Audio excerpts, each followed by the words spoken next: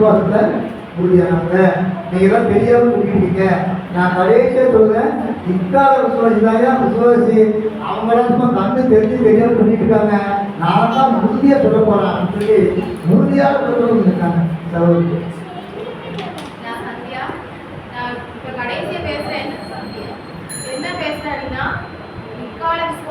வியக்க வைக்கிற விசுவாசம்.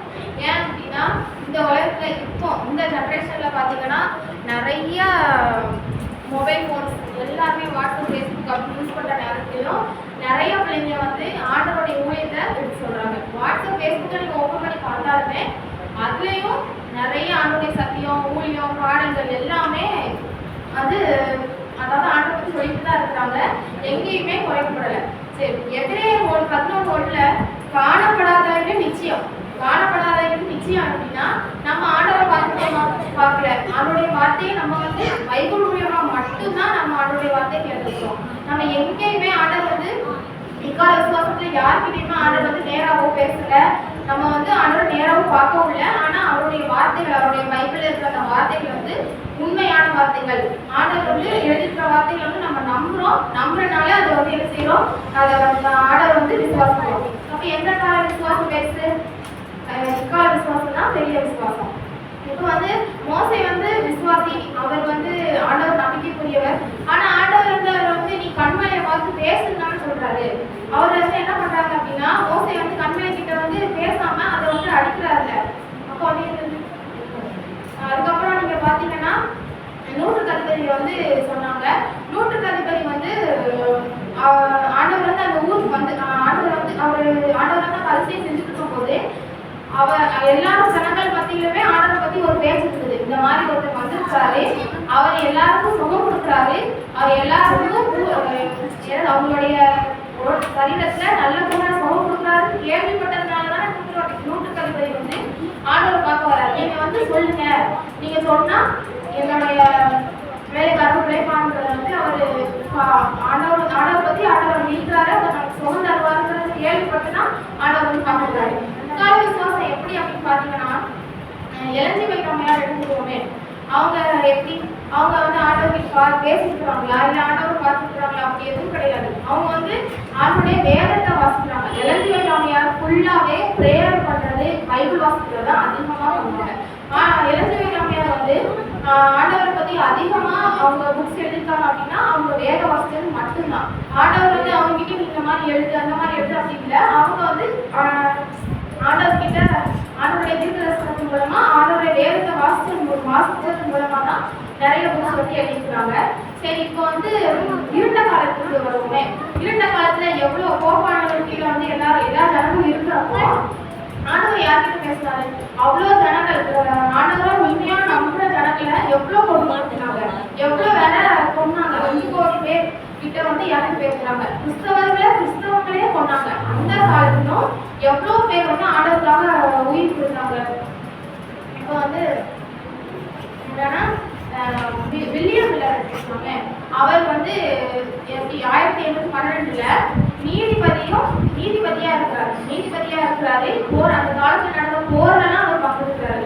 ஆனா அவர் வந்து தேவனுடைய வேதத்தை வாசிக்கிறது மூலமா மட்டும் அவர் என்ன செய்யறாரு, வேதத்துல இருக்க வார்த்தைகள் தான் உண்மை அப்படின்னு நம்புறாரு. ஆண்டவர் வந்து அவர்கிட்ட பேசல. அவர் வந்து இந்த வேதத்துல இருக்கிற வார்த்தைகளை நம்பி 50,000 முதல் 1,00,000 விசுவாசிகள் வந்து மாறினாரு. இந்த மாதிரி விசுவாசங்கள் எல்லாருமே இக்கால விசுவாசத்துல தான் இருக்கிறாங்க. அடுத்து வந்து எப்படின்னா அக்கால விசுவாசத்துல அவங்க சொன்னாங்க என்னன்னா அங்க உள்ள ஜனங்கள் எல்லாருமே இஸ்ரவேல் ஜனங்களும் சரி அவங்க வேதத்தை விசுவாசம் பட்டியல இருக்கிறவங்க எல்லாருமே ஒரு அதிசயங்களை பார்த்தாங்க. செங்கடல் பிறக்கிறத எல்லாரும் பார்த்தாங்க. அவங்களுக்கு மண்ணா கொடுத்தது. அப்புறம் வந்து நோவா பார்த்தீங்கன்னா நோவா கிட்ட வந்து ஆண்டவர் சொல்றாரு, நீ வந்து இந்த மாதிரி வேலையை வந்து இந்த அளவுல கட்டு, இந்த அளவுல செய் அப்படின்னு சொல்லி ஆண்டவர் வந்து அவருமே பேசுறது மூலமா தான் அவர் வந்து செய்யறாரு. இப்போ நாம எங்ககிட்ட அந்த மாதிரி இக்கால விசுவாசிகள் கிட்ட வந்து அப்படி யார்கிட்டையும் பேசல. ஆண்டவருடைய வேதத்தை நம்பியே அவங்க வந்து என்ன பண்றாங்க அப்படின்னா ஆண்டவர் மேல ரொம்ப பிரியமா இருக்கிறாங்க. விசுவாசம் அப்படின்னாலே நம்ம காணப்படாத விஷயம்.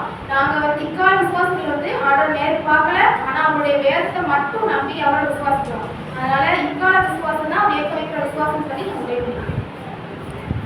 வந்து நீங்க அப்ப சொல்றீங்க புகையில இருந்தாங்க, பாறையில இருந்தாங்க, காட்டுல இருந்தாங்க, வெளியில இருந்தாங்க, வெளியே போயிருந்தாங்க சொல்லி பழைய விசுவாசம், முற்கால விசுவாசிகள் விசுவாசிகள் சொல்றீங்க. நான் சொல்றேன் இக்கால விசுவாசிகள் இன்னைக்கு எல்லா பக்கமும் ஊழி செஞ்ச தடை இருக்கு.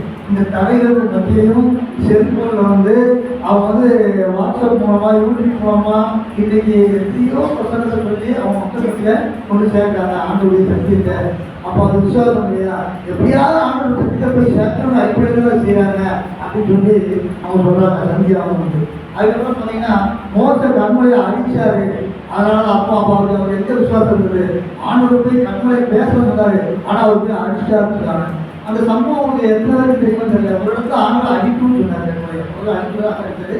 அதுக்கப்புறம் தான் இருந்தாரு அவர் கண்மொழி குழந்தை திரும்ப கண்மொழி பேசல. 3 சம்பவம் இருக்காரு வந்து. அப்போ அந்த சகோதர சொல்றாங்க வந்து அன்னைக்கு வந்து உண்மையிலே அவன் விசுவாசம் இருந்தா அவன் எதுக்குங்க ஆண்டோட சொல்ல போய் கேட்காம கண்மொழி எடுத்துட்டான், ஓரளவு அழிச்சுட்டாரு. அது விசுவாசம் சொல்ல முடியாது அவங்க சொல்றாங்க. ஆனால் இப்போ இன்னைக்கு முக்கால விசுவாசி தான் விசுவாசிங்க.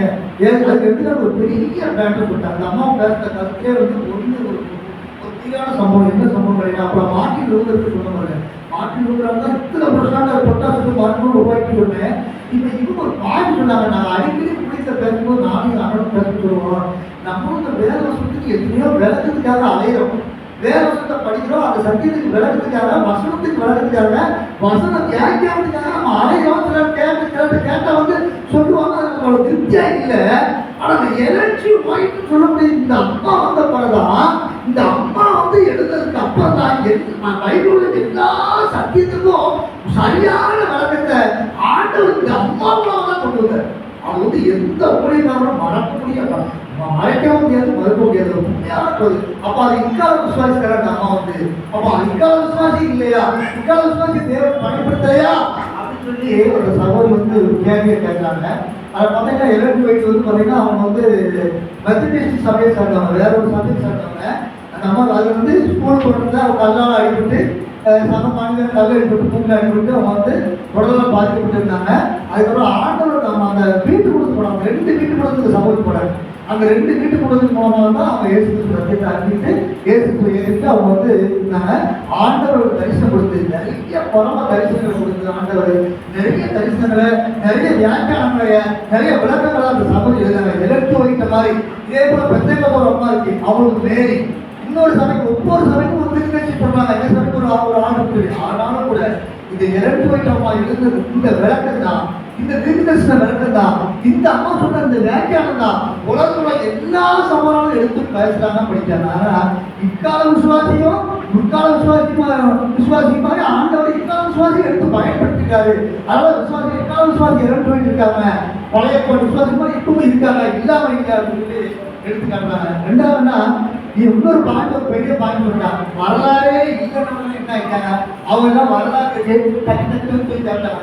பாரு, ஆவணமா பாரு, மோசை பாரு, நோவாவை பாரு, அவளை பாரு, இவளை பாரு, எல்லாம் எடுத்து காட்டுறாங்க.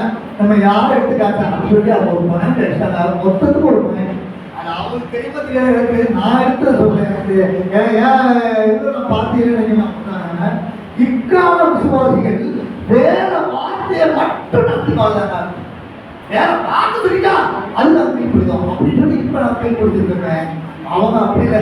ஆண்டவர் பேசணும், ஆண்டவர் உரைக்கணும், ஆண்டவர் தரிசனம் கொடுக்கணும், ஆண்டவர் போது தரணும், ஆண்டவர் வாங்க தரணும். அப்பதான் போவாங்க, அப்பதான் வருவாங்க. ஆண்டவர் எல்லாம் விட்டு போனா நானும் அப்படி இல்லை. வேற வார்த்தை சொன்னாலே அது பிடிச்சி நான் போயிடுவோம். அது எடுத்து சொல்லணும்னா இது சப்போர்ட் பார்க்கலாம்.